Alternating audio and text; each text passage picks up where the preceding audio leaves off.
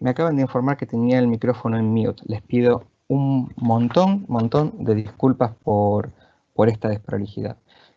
Voy a retroceder esencialmente unas filminas importantes que son aquí donde empezamos a hablar del proceso de glicol para no aburrirlos con los demás. Les pido mil disculpas por el error. Las plantas de deshidratación. Hablamos esencialmente que la presencia de vapor de agua en el gas natural es habitual y este es uno de los contaminantes más comunes que puede traer problemas en los procesos de tratamiento posteriores, como es el transporte. Por esto es que un adecuado manejo y procesamiento del gas va a llevar una larga vida en las instalaciones, optimizando los costos y disminuyendo riesgos operacionales. En las situaciones donde los cálculos pueden predecir formación de hidratos, esto se puede evitar removiendo el agua del gas antes del enfriamiento de los hidrocarburos por debajo de la temperatura a la cual podrían aparecer los problemas. El proceso de deshidratación de gas natural consiste en la remoción de este vapor de agua asociado, donde la presión, la temperatura y composición de la mezcla de hidrocarburos influyen en el comportamiento del sistema y en la cantidad de agua que puede retener. Hay varios procesos para la deshidratación de gas natural, como por ejemplo desecantes líquidos, glicoles que vamos a ver aquí, desecantes sólidos, refrigeración por expansión, y esencialmente vamos a atender solamente la cuestión de las plantas de glicol.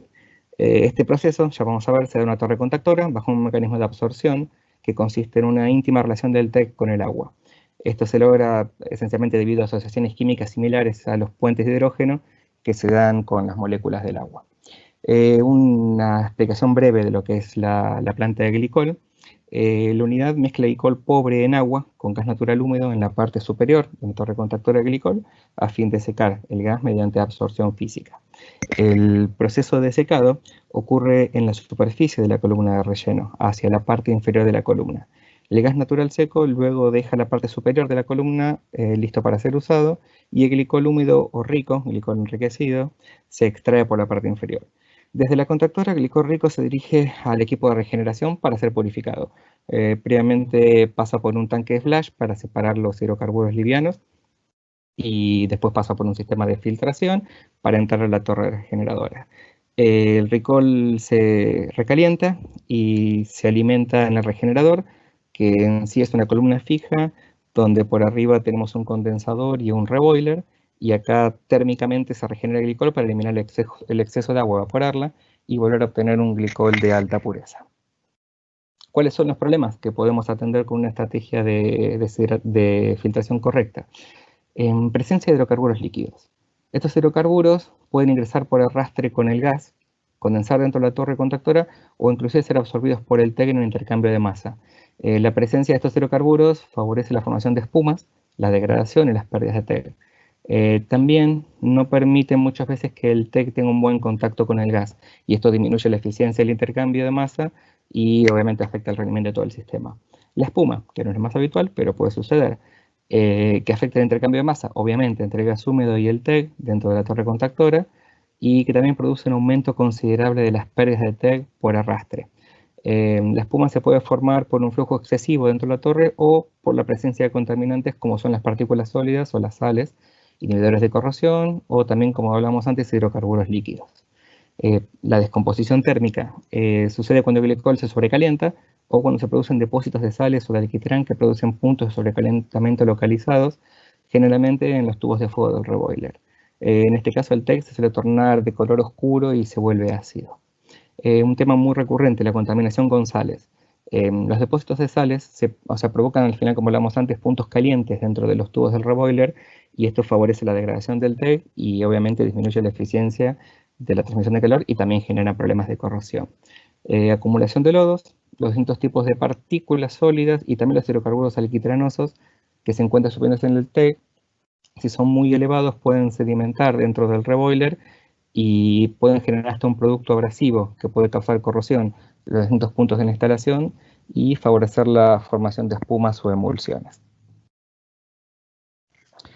Como pueden ver aquí, vamos a empezar por la primera etapa, donde atenderemos estos problemas utilizando separadores del tipo coalescentes líquido-gas, donde podemos ver un poquito aquí que podemos utilizar un separador de entrada y un separador de salida. En el ingreso de agua libre a la contactora, Esto provoca un incremento de la circulación del glicol. Por lo tanto, un aumento en el consumo de energía en el reboiler, lo que traerá mayores costos de operación. Siempre entendemos que el proceso de deshidratación se va a encargar de tratar el agua que no está libre, por eso es importante evitar que ésta ingrese. Si el gas también ingresa con hidrocarburos condensados, los componentes aromáticos o asfálticos del petróleo van a reducir la capacidad de absorción de glicol, como veíamos antes, y también afectan el secado óptimo del gas. Y como está en contacto con el agua libre, esto puede producir espuma, lo que disminuye el rendimiento del proceso. También puede ser que este hidrocarburo tape los platos de la contactora con el tiempo y la acumulación, y esto impide una transferencia óptima de masa. Otros problemas que se solucionan con un separador de gas de entrada también es evitar que las sales ingresen a la torre contactora. Como les decía antes, es un problema bastante recurrente, porque estas terminan disolviéndose en el glicol y terminan siendo arrastradas hacia el circuito de regeneración. Las sales generalmente ingresan disueltas principalmente en el agua libre. En el caso de los sólidos, también es importante retenerlos porque cuando entran en la torre contactora favorecen la producción de espuma y también, bueno, tienes un tema de desgaste de válvulas, codos, instrumentos asociados en la instalación. Muchas veces vamos a ver que en la bibliografía de las plantas se habla de separadores de entrada. Pasa que estos separadores de entrada suelen ser separadores bifásicos o trifásicos que no terminan de atender completamente el problema del agua libre y los condensados que puede arrastrar el gas. Como vemos acá, en general, con el líquido que nos encontramos, estamos hablando de un líquido de tamaño de partícula muy pequeño. No voy a entrar demasiado en este tema porque es un tema muy específico, la coalescencia, pero sí se los muestro para que lo entiendan.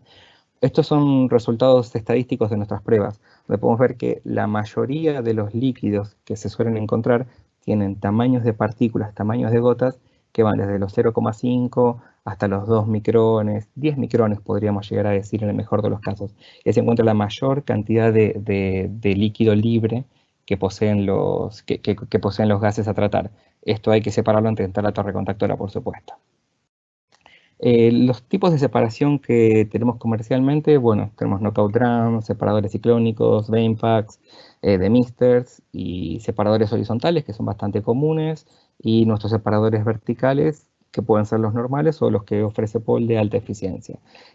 Acá se puede ver un poco la diferencia en el tamaño de gota que puede remover desde 300 micrones un knockout hasta 0,1 micrón en el caso de un separador de alta eficiencia.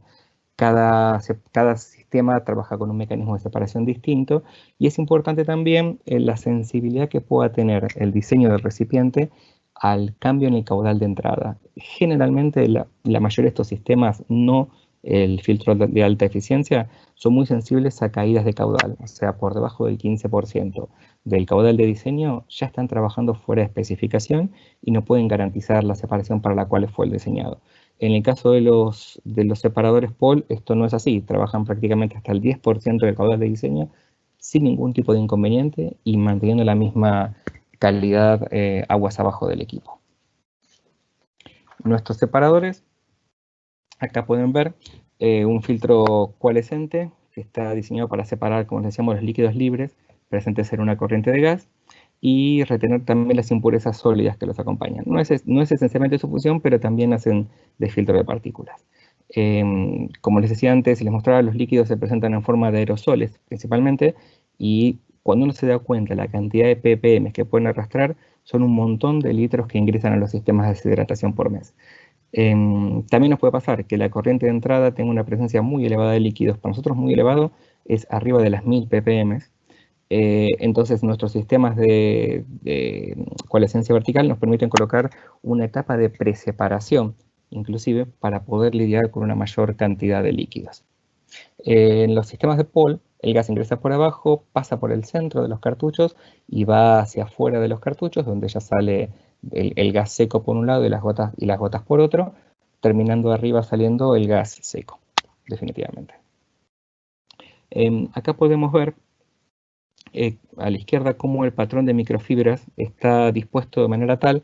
Esto ayuda a las partículas, como les decíamos, que iban de adentro hacia afuera, hay recorriendo caminos intrincados y que se cruzan entre sí, y esto favorece el crecimiento de las gotas a todo lo ancho del medio filtrante. Este sistema nos permite que a la salida del cartucho los aerosoles ya se hayan formado en gotas lo suficientemente pesadas como para caer por gravedad y superar la fuerza ejercida por el gas de ascenso. Ahí pueden ver en el gráfico donde habla de normal operation. Eso es como el circuito debiera poder funcionar. Si dimensionamos correctamente los equipos, los cartuchos de alta eficiencia van a maximizar obviamente la separación y van a permitir alcanzar valores de hasta 1 parte por millón de líquidos aguas abajo del equipo de separación, cuando hablamos que podemos entrar con hasta 1000 partes por millón.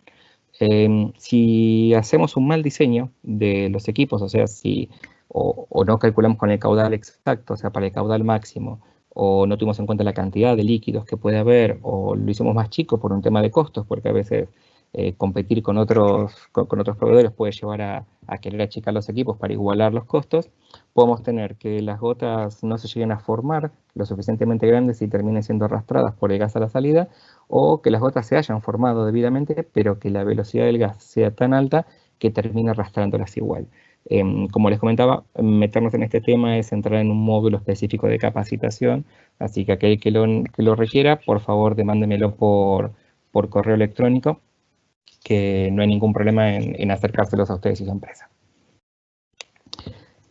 Habiendo dejado la etapa de filtración de entrada, nos podemos meter en atender la filtración dentro del circuito de regeneración, donde tenemos el filtro de carbón activado, esto es común a todas las instalaciones de TEG, y 1 o 2 filtros de partículas. Usar los filtros de partículas es muy importante para evitar estos tipos de problemas operativos, porque trabajan sobre el desgaste de las bombas, taponamiento de los intercambiadores, bueno, obviamente evitan el espumado y la acumulación de partículas en los platos de la torre contactora. En prácticas anteriores hablaban de filtrar más o menos el 10% del caudal, sí que hay plantas que tratan mucho más, incluso creo que hasta el 100%, pasa por los filtros de partículas y de carbón activado, lo cual sería una práctica muy moderna. Podemos tener espumado, una pobre deshidratación y un aumento del mantenimiento por taponamientos en la torre contactora, del intercambiador, en el regenerador o en el reboiler, y todo esto se puede ver a que el glicol está sucio, literalmente. Reduce la productividad, por supuesto, y esencialmente la confiabilidad de la planta. Y también va a aumentar el contenido de agua a la salida, porque le va a quitar eficiencia, o termina generando un mayor consumo de glicol o de energía para la regeneración. Los contaminantes sólidos suelen ser generalmente, por nuestra experiencia, productos muy finos derivados de la corrosión. También en la entrada podemos arrastrar contaminación sólida, pero esencialmente son productos de la propia instalación. Hay filtros que presentan canalizaciones o mal sellado o descargan contenido una vez que están saturados por aumento del diferencial de presión, o inclusive algunos filtros que desprenden material filtrante y no son aptos para trabajar con estos polvos tan finos que acá circulan. En general, la bibliografía habla de que una buena práctica de manejo de la planta recomienda trabajar entre los valores de los 15 y las 20 ppm. Con el sistema de filtración de POL podemos alcanzar entre 5 y 15 ppm sin ningún tipo de inconveniente y con un muy bajo costo operativo. ¿Qué es un filtro de partícula? Esencialmente es la acción de remover contaminantes de un fluido, que puede ser líquido o gaseoso, mediante el uso de un medio poroso, o sea, de una barrera. Hay 3 mecanismos por los que los filtros realizan retención de contaminantes, y uno es la intercepción directa, esencialmente es eso, es un tamiz por donde pasa o no pasa. Un impacto inercial, que se da porque las partículas tienen masa y velocidad, y esta fuerza ayuda a que las partículas terminen siendo retenidas en las fibras. Y para los gases también sucede la intercepción difusional, donde las moléculas de gas golpean a los contaminantes, les aportan energía y estos se absorben más fácilmente dentro de las fibras de los filtros. ¿Cómo clasificaremos a los filtros de partículas? Podemos entenderlos como filtros de superficie y de profundidad en una primera clasificación. Los de superficie son esencialmente los más básicos y son donde podemos ver una malla de papel o una toalla también, o fibras sintéticas que están plisadas o arrugadas, el concepto es el mismo, dentro de un canasto metálico o sobre un soporte metálico o plástico. También pueden estar ovillados, podemos encontrar los dos tipos. Los de profundidad esencialmente son medios filtrantes de fibra de vidrio, algodón o fibras sintéticas que pueden estar extrudados sobre un soporte o también tener un plisado de las capas alrededor del núcleo, como se puede ver abajo a la derecha. Los de superficie son útiles cuando el particulado a retener es muy conocido, muy uniforme, muy constante, y la cantidad de sólidos presente en la corriente no es significativa. POL también tiene filtro de superficie, pero no son recomendables para nada para una planta de glicol. Los de profundidad permiten tratar un rango de mayor cantidad de tamaño de contaminantes y mayor volumen, porque el filtro se utiliza a todo lo ancho del medio filtrante y esto permite alojar varias partículas de muchos tamaños. Esta diferencia se denomina gradiente poral, lo que permite trabajar con partículas desde grandes hasta pequeñas en lo ancho de todo el medio filtrante. Para que se entienda un poco, que los filtros de profundidad no son solamente esos materiales que parecen hechos de espuma compacta, sino que también son aquellos fabricados, como se ve a la derecha, con capas de medio filtrante, pues estas capas pueden presentar características de profundidad que realmente son asombrosas, porque estamos hablando de valores de 1 micrón, 5 micrones, 10 micrones, que no son percibibles por el ojo humano. Así que estamos hablando de filtraciones microscópicas que se dan en el ancho de una película de material filtrante. Acá pueden ver un pequeño corte de uno de estos filtros que nosotros denominamos High Flow, que es un filtro plisado, donde se ve cómo el filtro queda sucio parejo en toda su superficie después del uso, y arriba una idea de cómo es el gradiente poral del cual hablamos nosotros, donde las fibras van desde una configuración más gruesa a una configuración más fina a la izquierda, permitiendo de esta forma retener un amplio grado de particulado. Otra forma de clasificar los filtros es por su tipo de poro. Tenemos los que son de poro fijo y los de poro no fijo. En el caso de los de poro fijo, esencialmente son los que deberíamos usar para todas estas aplicaciones, porque el poro fijo no cambia su tamaño durante la vida útil, se mantiene invariante, no descarga contaminantes ni fibras y, como indica acá la filmina, se lo puede someter a grandes diferencias de presión en comparación a los sistemas de poro no fijo. Poro no fijo lo que tiene es que no están bien ligadas las fibras entre sí, entonces cuando se las somete un poco de presión, las fibras se abren y terminan generando un rango de tamaño mayor al que está especificado el filtro. A su vez, cuando están un poquito cargados, o sea, no soporta más de 300, 500 gramos, mientras que los de poro fijo soportan hasta 3 bar en algunos casos. Cuando están un poquito cargados los sistemas de poro no fijo, ante una pequeña variación de caudal o un aumento en la carga, se pueden abrir literalmente y descargar esa contaminación aguas abajo, perdiendo eficiencia. A su vez también son propensos a canalizarse, a que esos agujeros que se generen en forma permanente. Entonces el filtro no acusa diferencia de presión durante el uso, pero termina dejando pasar la suciedad, porque al fin y al cabo lo que está haciendo no es retener, sino dejando pasar por un camino preferencial. Acá podemos ver algunas imágenes de experiencia de Paul con el tema de filtración.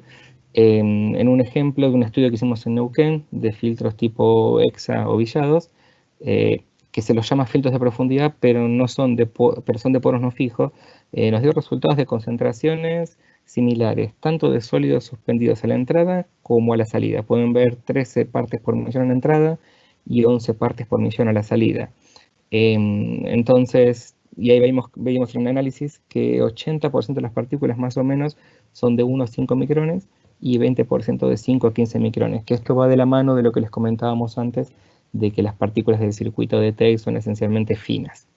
También otro estudio más antiguo que tenemos nos deja ver problemas de filtración parecidos utilizando filtros de profundidad, pero de poros no fijos.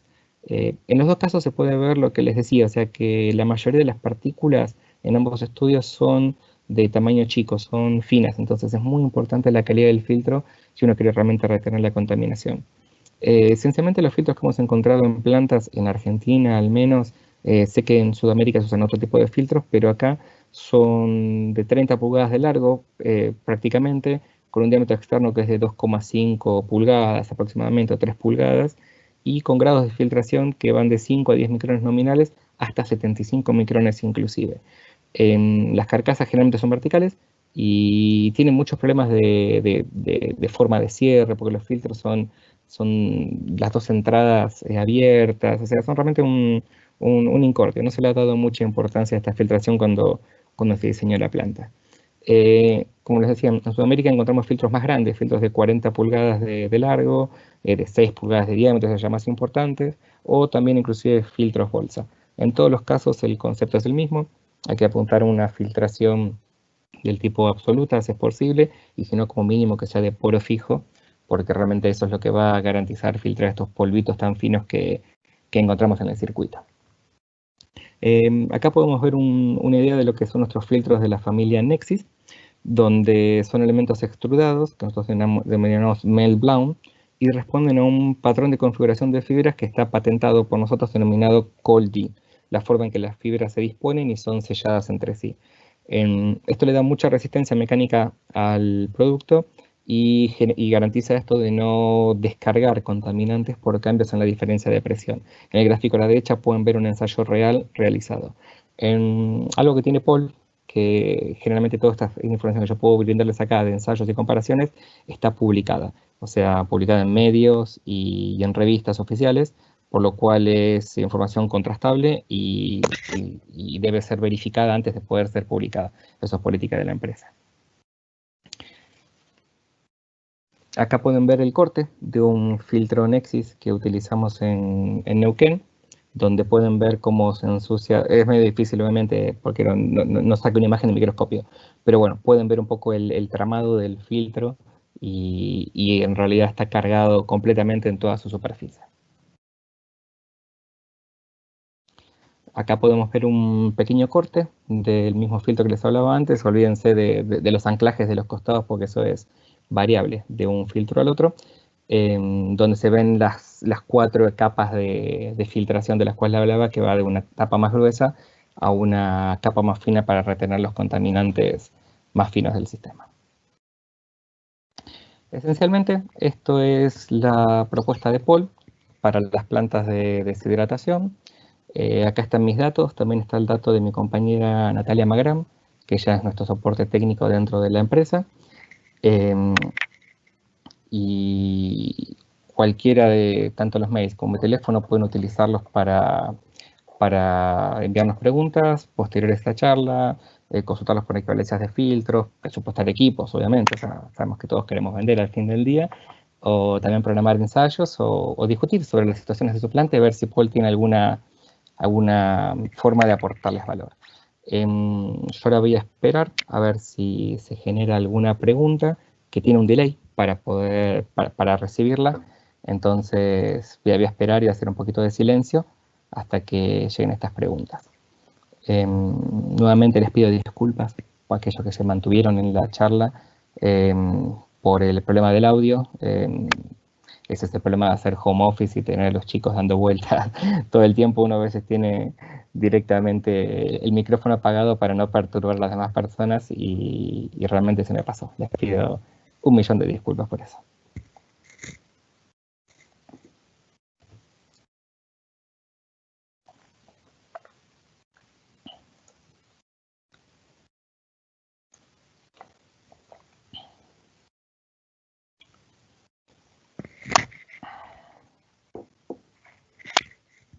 Más allá de las preguntas que me puedan llegar a realizar en este momento, ahí tienen obviamente mis datos de contacto. Para realizarme preguntas posteriores sin ningún inconveniente. Mismo esta presentación la voy a publicar en mi canal oficial de LinkedIn, para que puedan ver el video. Bueno, recorten la primera parte que salió sin audio, lamentablemente, pero también la presentación se las pongo a disposición para aquel que la requiera, solo tiene que escribir un correo y lo trabajamos en forma directa, de esa forma. Acá recibí una pregunta que la voy publicando, que me indica cómo se determina el micronaje de los filtros necesarios. Gracias, Cristian. En general lo que nosotros solemos hacer es hacer un ensayo, tomar una muestra de la corriente, tanto de entrada antes de la contactora para determinar con qué contaminación ingresa el gas y unas muestras dentro del circuito ya de glicol rico generalmente, pre y post filtro de carbón, para ver cuál es el tamaño de contaminantes y qué está filtrando tu sistema actual.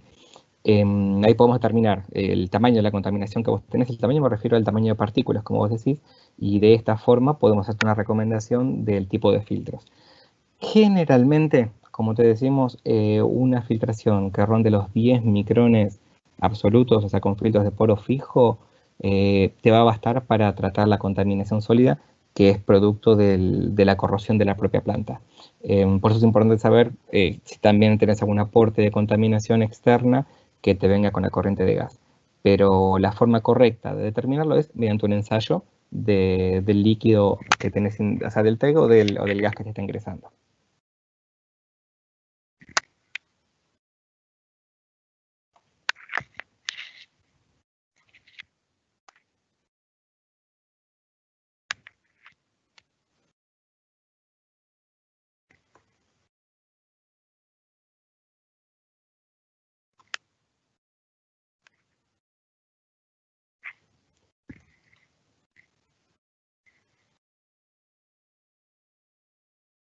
Solo un agradecimiento. Gracias por los agradecimientos. Perdone nuevamente la desprolijidad de cómo se inició la presentación.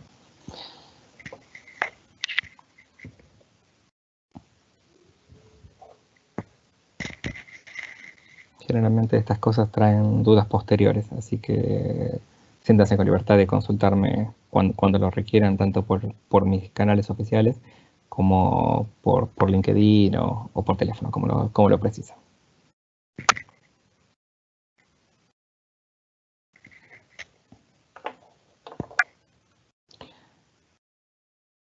Voy a publicar una nueva pregunta que me indica: una vez que las sales ingresan al circuito de glicol, ¿puede optarse por un filtrado exhaustivo mediante filtro de partículas de glicol para remover sales precipitadas, o habría que optar por su recambio y limpieza mecánica? Es una buena pregunta. O sea, la verdad es que habría que hacer un ensayo para ver cómo, o sea, cómo se han conformado estas sales, o sea, qué tipo de cristales te están entregando, para ver si el filtro las puede retener. Generalmente con una filtración de partículas eficiente debieras poder tratarlas. No va a ser algo tan inmediato, porque vos tenés que tratar las que tenés circulando y después el glicol se va a encargar de disolver nuevas sales que vos tenés acumuladas dentro del sistema y te las va a volver a llevar al filtro de partículas, así que es un proceso continuo. En este caso, en general, como te digo, es importante determinar el tamaño de los cristales que te generaron para ver qué tipo de filtros colocar y así no generarte un sobrecosto en la filtración. También se puede utilizar un sistema de filtración externo para tratar ese glicol y no tener que degradarlo. Pero cuando te ingresaron las sales, es importante que vos ya sepas que tenés un problema en la entrada. Entonces, es importante ahí que vos tengas en cuenta que tendrías que atender el problema de entrada con un sistema coalescente. Me están preguntando también si publico dos preguntas. Si existe filtración a baja temperatura, por ejemplo, para una LTS. Sí, o sea, hay que ver de qué filtración. O sea, si hablamos de gases, sí, o esencialmente sí. Lo que no puede haber es filtración por debajo del punto de congelación, porque el agua no, o sea, no se va a presentar. Pero recuerden que la coalescencia lo que hace es remover los líquidos libres. Después la filtración de partículas, sí, trabaja prácticamente, no todo, pero en muchas condiciones. Así que sería óptimo. Cuestión de analizar cuál es la aplicación y la problemática que tenés. ¿Recomiendan doble filtro de partículas antes y después del carbón activado? Sí, siempre. Lo que pasa es que el filtro previo al carbón activado es el filtro que más va a recibir particulado, porque es el que esencialmente va a hacer la limpieza y va a protegerte al lecho de carbón. El tema es que el filtro post-carbón no debiera recibir casi particulado, salvo lo que el mismo carbón activado te va a entregar al sistema. Entonces, o sea, si bien los filtros pueden ser físicamente similares, lo que vos vas a tener es un tipo de filtro distinto. El segundo filtro puede ser menos exigente que el primero, o sea, el post-carbón puede ser menos exigente, más barato también, porque ya sabes que va a estar recibiendo exclusivamente las partículas de carbón activado si vos hiciste una buena prefiltración antes del filtro de carbón. Entonces puedes hacer una estrategia combinada con un buen filtro a la entrada del carbón y un filtro menos exigente del tipo nominal a la celda de carbón, y así mantenés el sistema en excelentes condiciones. Pero sí, recomendamos utilizar tanto pre como post. ¿Qué frecuencia es más adecuada para revisar los tubos de fuego en el reboiler? No tengo ni idea, Roberto, no te quiero mentir, no somos especialistas nosotros en la operación de la planta de TEC. Te pido disculpas por no poder aportarte acá.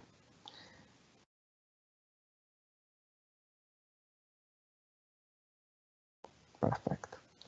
Voy a esperar a ver si ingresa alguna otra pregunta.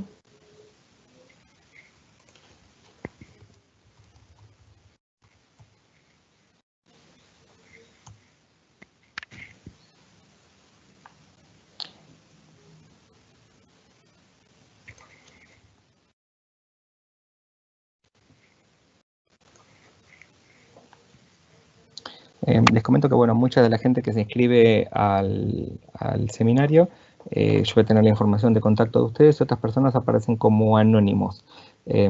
Aquel que quiera acercarse y facilitarme sus datos de contacto son más que bienvenidos, más que nada para mantenernos al tanto de estas charlas que se suelen dar prácticamente una vez por mes. Estamos dando ahora durante la pandemia, pues capaz que bajamos un poco la frecuencia en la que se normalice la situación del mundo, pero esencialmente es para tenerlos comunicados de esto. Una nueva pregunta entró, bienvenida sea. Para una planta TEC nueva, ¿hasta qué diámetro de partícula de líquido debemos retener en la corriente de gas a alimentar?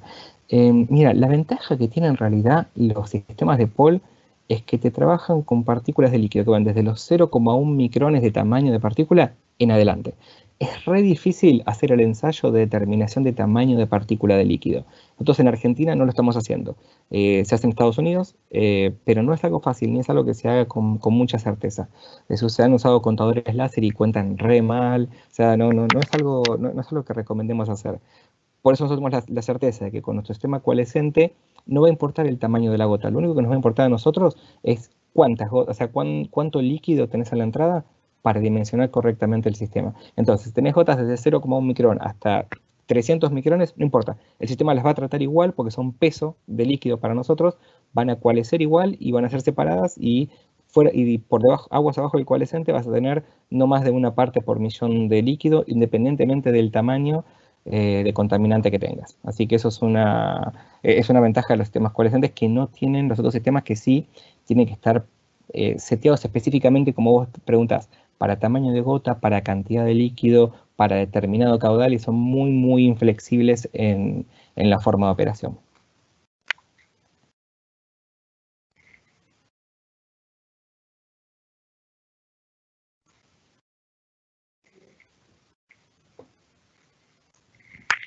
Bien, voy a esperar a ver si sucede otra pregunta. Aprovecho para explanarme con esto. O sea, es re común escuchar esta consulta respecto del tamaño de gota, porque como te decía, o sea, los sistemas tradicionales de separación requieren que vos conozcas el tamaño de gota y solamente se da por modelos teóricos esencialmente. Y de la teoría a la práctica, después en los yacimientos se encuentra cualquier cosa. A ver, otra nueva pregunta. Nuestro TEG adoptó un color oscuro, el cual no perjudica la capacidad de deshidratar, pero lo puede provocar que tenga ese color, como te decíamos antes, la contaminación. Esencialmente es contaminación sólida la que vos estás teniendo si el TEG se oscureció y una filtración que no es o sea, que no es la adecuada.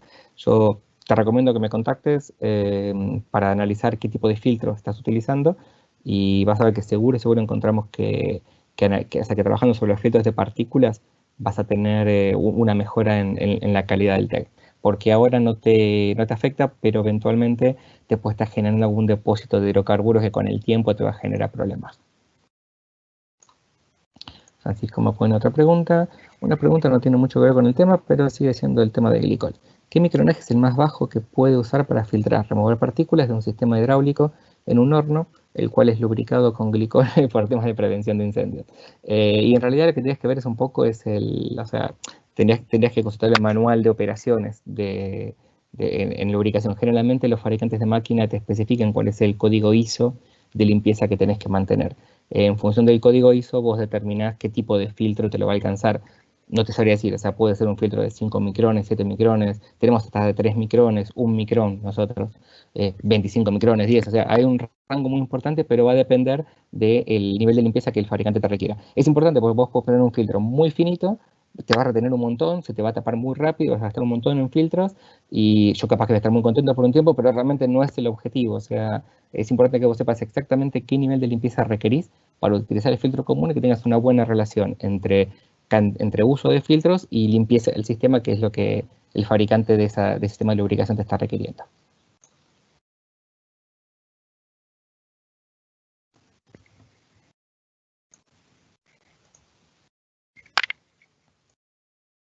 en esto Paul es muy responsable en general. Nosotros buscamos relaciones de largo plazo con los clientes.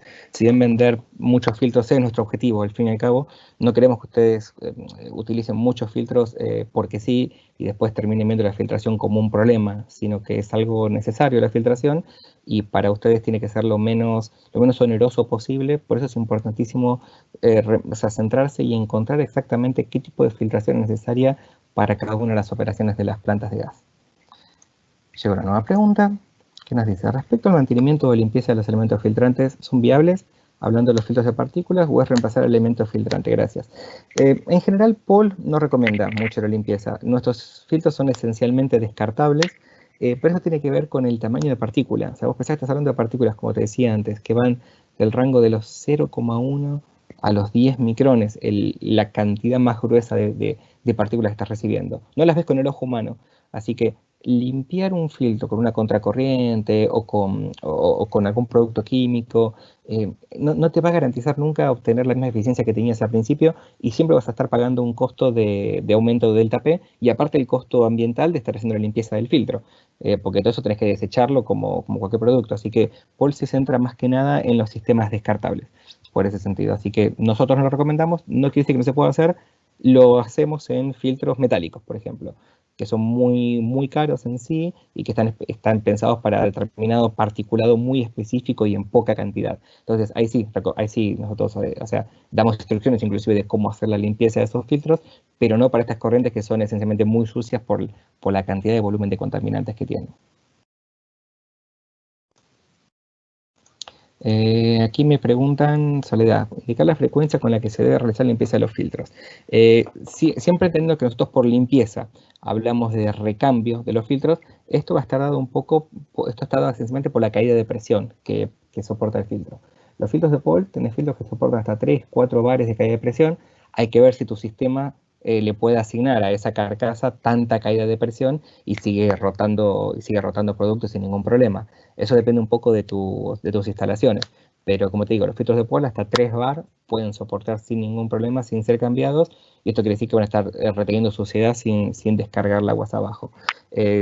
Cuando hablas vos de limpieza, te referís a tomar un filtro, como te decía antes, limpiarlo y volver a colocarlo, nosotros no lo recomendamos. Así que tampoco te podría indicar una frecuencia de hacerlo, lamentablemente. Pero esencialmente, como te decía, los filtros de partículas se cambian por diferencial de presión.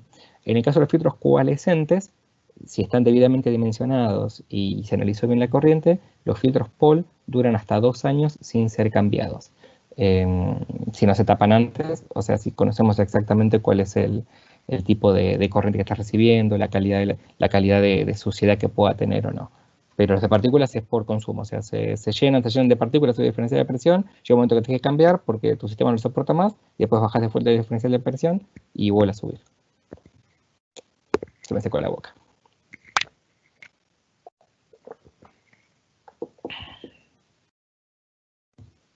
Les agradezco un montón la cantidad y la calidad de las preguntas. Última vez que les pido disculpas por haber empezado con el micrófono muteado, pero estoy a disposición de ustedes. Posteriormente a esta charla, contáctenme con libertad. A Paul como empresa le encanta hacer estas actividades de difusión para dar a conocer obviamente nuestros productos, pero también el conocimiento que tenemos sobre estas plantas, las experiencias que hemos tenido en otras instalaciones y hacer un poco de docencia. Así que, como les mostré antes, tenemos una cantidad de módulos disponibles y todo lo que tenga que ver con filtración, muchos especialistas dentro de la empresa que los pueden asistir y darles el soporte necesario. Les agradezco mucho el haber estado en esta presentación, el haber superado el inconveniente inicial, que no voy a repetir, y espero les haya sido de utilidad y espero verlos pronto en los próximos módulos que demos. Gracias y que tengan un buen día.